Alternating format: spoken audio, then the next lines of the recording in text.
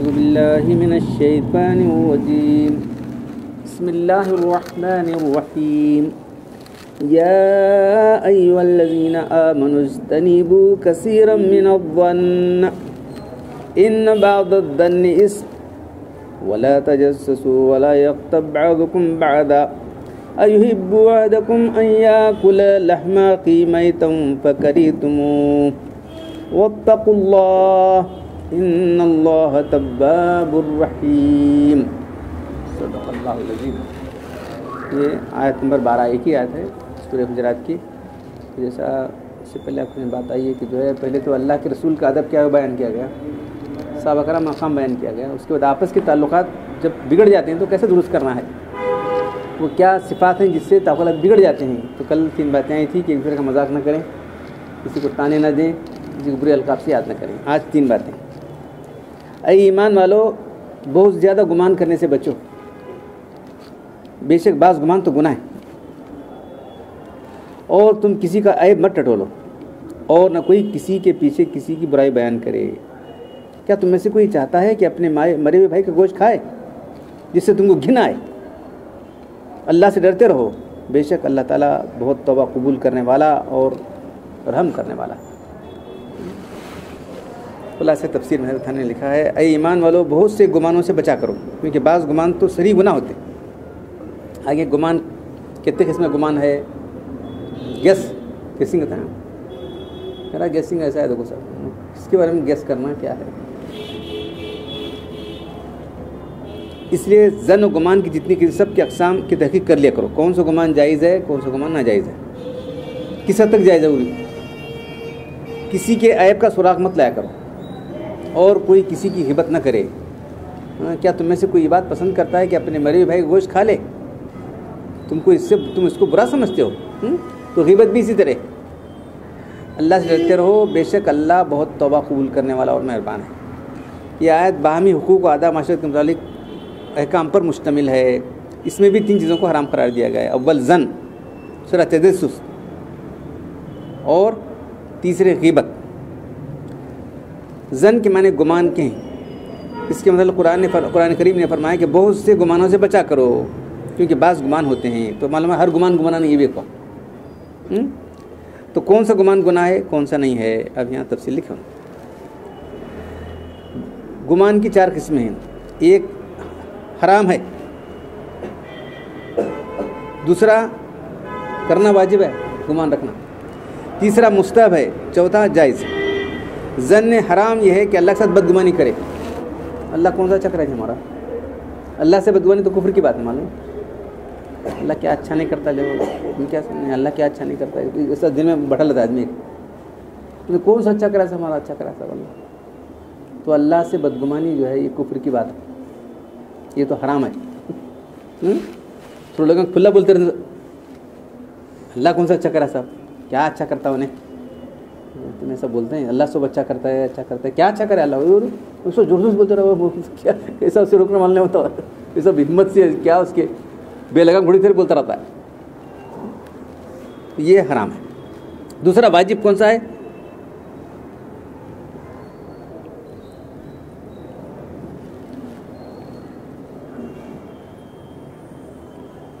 ظن حرام اللہ سے بدگمان رکھنا ہے کہ مجھے مصیبت میں رکھے گا، مجھ پر رحم نہیں کرے گا۔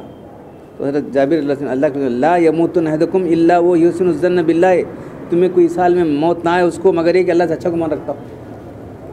حدیث میں آتا ہے کہ میں اپنے بندے کی گمان کے بجائے اس سے معاملہ کرتا ہوں، اللہ مجھے معاف کرتا ہے۔ تو گناہ کر کو معاف کرنا یہ غلط بات ہے، جو غلطیاں ہو جاتی ہیں انسان سے ان کو اللہ معاف کرے گا، یہ امید رکھتا ہوں۔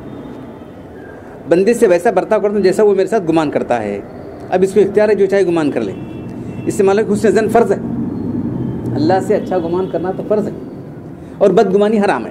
تو فرض کون سا ہے اور حرام کون سا معلوم ہے۔ اس طرح آپ اس کے بعد مسلمان جو بظاہر حالت میں نیکی دیکھ جاتے ہیں، ان کے تعلق سے بدگمانی کرنا وہ بھی حرام ہے، جب تک کہ اس کی برائی ظاہر ہے تک۔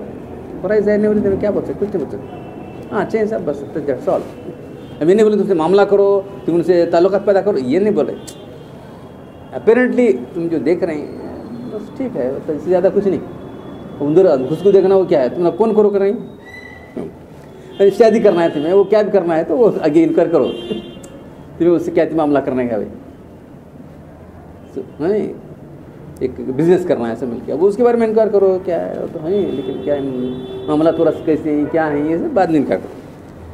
تو بغیر کسی دلیل بدگمانی کرنا حرام ہے. ابو ہریرہ اللہ کے رسول صلی اللہ علیہ وسلم نے ارشاد فرمایا یاکم والظن فإن الظن اکذب الحدیث، گمان کرنے سے بچو، سب سے بڑی جھوٹی بات تو بدگمانی، یعنی کسی مسلمان کے ساتھ بلا کسی دلیل کے بدگمانی کرنا. دلیل ہے تو اور بات ہے، جو کام ایسے، اس لیے آدمی کو جو ہے، جو لوگ دیندار ہیں ان کو ایسی جگہ نہیں جانا چاہیے، ایسے کام نہیں کرنا جس سے لوگ بدگمانی پیدا کریں. اب میں شراب پانے سے میں کیا بولتی، اس کھلی بات ہے، پیتا تھا نہیں ہنس کے نکلا انہیں، ہوتا کہ نہیں، ایسی جگہ جانا نہیں چاہیے لوگ. بدگمانی کرنا، جو ایسے کام ان میں کی جانب عمل کرنا شرط ضروری ہے، اور اس کے متعلق قرآن و سنت میں دلیل موجود نہیں ہے. وہاں ظن غالب پر عمل کرنا ہے، جس سے باہمی منازعات اور مقدمات کے فیصلے. اب دو آدمی لڑ رہے ہیں، اب ایک آدمی گواہی دے رہا ہے، ہم کیا کر سکتے ہیں؟ کیا انہیں ایویڈنس دے رہا ہے، اس کے اوپر فیصلہ کرنے والے ہیں، اس سے زیادہ کیا نہیں. انہیں ایسا کرا صاحب، یہ دو گواہ لائے انہیں کہ گواہ ایسا بول رہے ہیں، اس پر یہ تو کر سکتے، اس سے زیادہ کیا کر سکتے. اس طرح ظن، اب رات ہے معلوم نہیں ہو رہا قبلہ کدھر ہے، ادھر ہے کہ ادھر ہے، تو وہ بھی گمان پر کر سکتے، ظن غالب پر عمل کر سکتے. اس طرح کسی چیز پر کسی کا زمان ہے، یعنی فائن دینا ہے، تو ضائع شدہ چیز کی قیمت پر کیا کرنا ہے، کتنا ہو سکتی ہے اجماس سے، اجماس اندازے پر بولیں گے، ہاں اتنا ہوتے ہیں، چلو دیو. اس طرح نماز میں بھی شک ہے، نماز میں رکعتوں میں شک ہو جائے، 3 پڑھا کہ 4 پڑھا، کون سا تمہارا کدھر زیادہ خیال ہے، کدھر زیادہ گمان ہے، اس پر عمل کرو. بہت زیادہ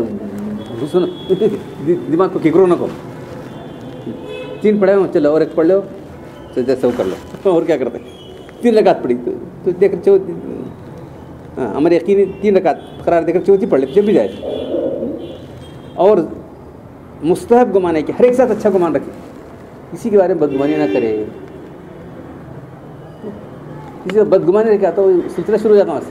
انہیں خراب ہے اگر تمہیں ایک لیک آدمی کرے، اس کے سارے اچھے کام خراب دیکھنے نہیں دیتے، یہ خراب ہے جی، دل میں ڈھال لیا انہیں، گمان کر لیا، تو اب انہیں کتنے بھی اچھے کام کرتا ہے کہ نہیں لیا سب برے پہ لگانے والے. اس لیے کسی کے بارے میں بدگمانی نہیں کرا. ثبوت ہونے کے بعد الگ چھوڑ دینا، اس کو چھوڑ دینا پڑے گا تمہارے گمان کو. گمانی چھ لولا اس سمے تم ذر المؤمنین والمؤمنات بانفسہم خیرا، جب یہ بات مشہور ہو گئی تھی حضرت عائشہ رضی اللہ کے بارے میں، تو تم ایسا، اللہ تعالیٰ بولے تم ایسا کیوں نہیں کیے، یہ غلط بات ہو سکتی ہے، تم نے ایسا کیوں گمان نہیں کیا، کیا اللہ کی بیوی ایسا کر سکتی کیا.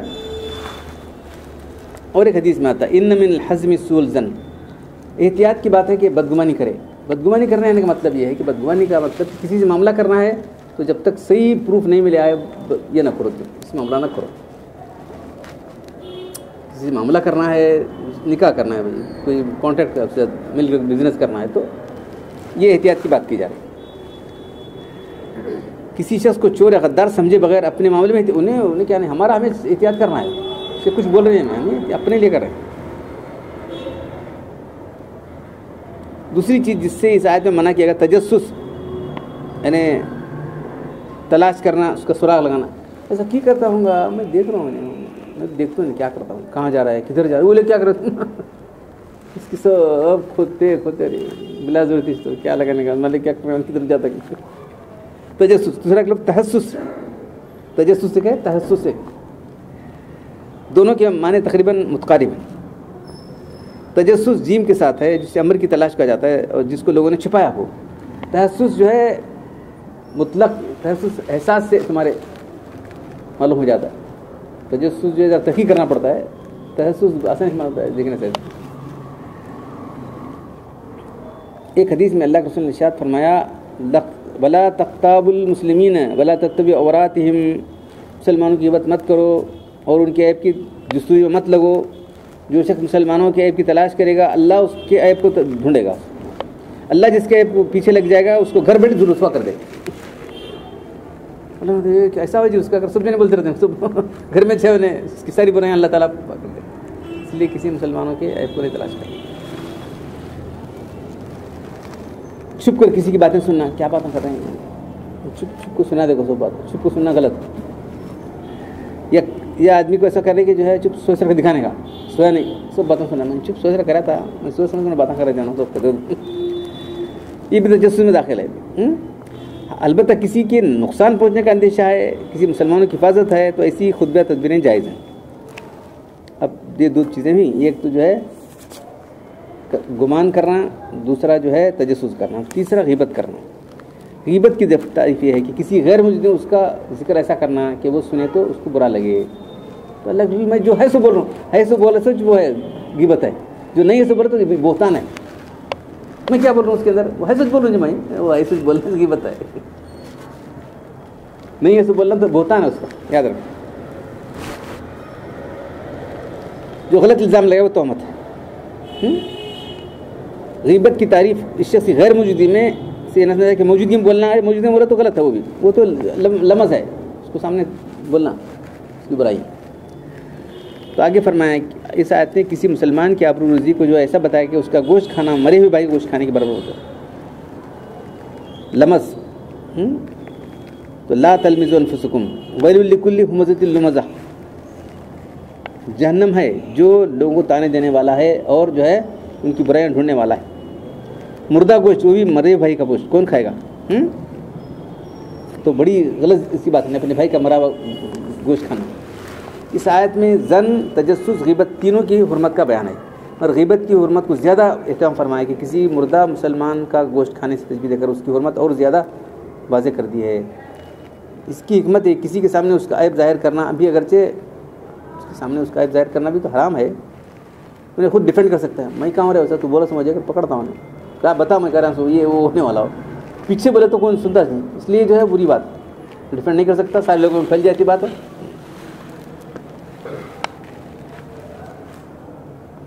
اس میں ابتلا زیادہ ہے، اس لیے غیبت کو بہت برائی کرتے ہیں. بہت سے لوگ جو بیٹھے بیٹھے کس کا شروع کرتے ہیں، دو آدمی بیٹھے کس کا شروع کرے، کیا ضرورت ہے.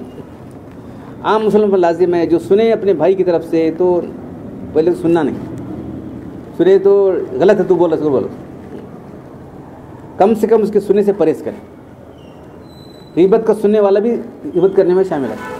کیا بولتے رہتے ہیں نکالنا نہیں سننا چاہیے.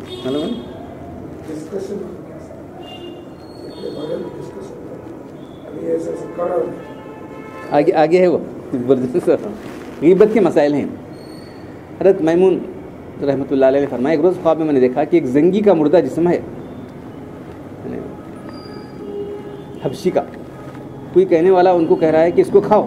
ان کہا کہ بندے میں کیوں کھاؤں گا، وہ فلاں آدمی وہ اس کی وہ غلام کی جو ہے یہ کر رہا تھا، غیبت کر رہا تھا. میں کیا کر رہا، میں تو کیا نہیں کر رہا، تمہیں سن رہے تھے نہیں کیا کسی بول رہا ہوں تمہارے سامنے بول رہا ہے تو یہ چلائی سر کا بات ہے غیبت کو کیوں سنتا نہیں رہے. انہیں کیا سنتا ہے کہ اس کے بولتے ہیں کہ بولو کیا بولے سنتا ہے اس کی بات میں بولتے نہیں، فوراً روک دیتے تھے غیبت کو. تو تمہارے سامنے بولتے نہیں، تو سننے والا کان لگا تھا نا میں بولتا ہوں، تو اس لیے غیبت سننا غلط. حضرت انس سے شب معراج کی حدیث میں اللہ کے رسول نے فرمایا مجھے لے جایا گیا ایسی قوم پر جن کے ناخن تانبے کے تھے اور اپنے چہروں اور گوشت نوچ رہے تھے. پوچھا جبریل میں کون لوگ ہیں؟ یہ وہ لوگ جو اپنے بھائی کی غیبت کیا کرتے تھے، ان کی آبرو ریزی کیا کرتے تھے. تو حدیث میں الغیبت اشد من الزنا، غیبت زنا سے بھی سخت ہے، گناہ.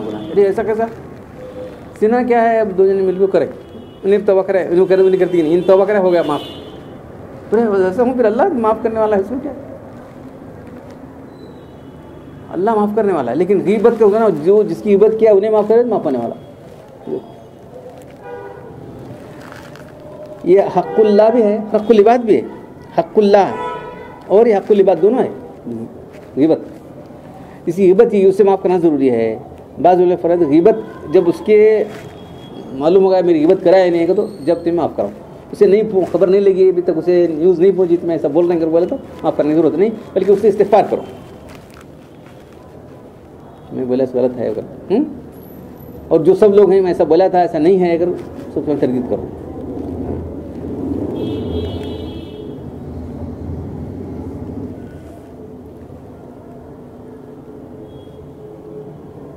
وہ شخص مر گیا، اس کا پتہ نہیں، تو کیا کرنا؟ حضرت انس اللہ نے فرمایا ان من کفارۃ الغیبۃ ان یستغفر، اس کے لیے مغفرت طلب کرو، اے اللہ اسے معاف کر، ہم نہ معاف کر، ہمیں بھی غلطی کرے، انہیں بھی غلطی کرے، کیا کرے؟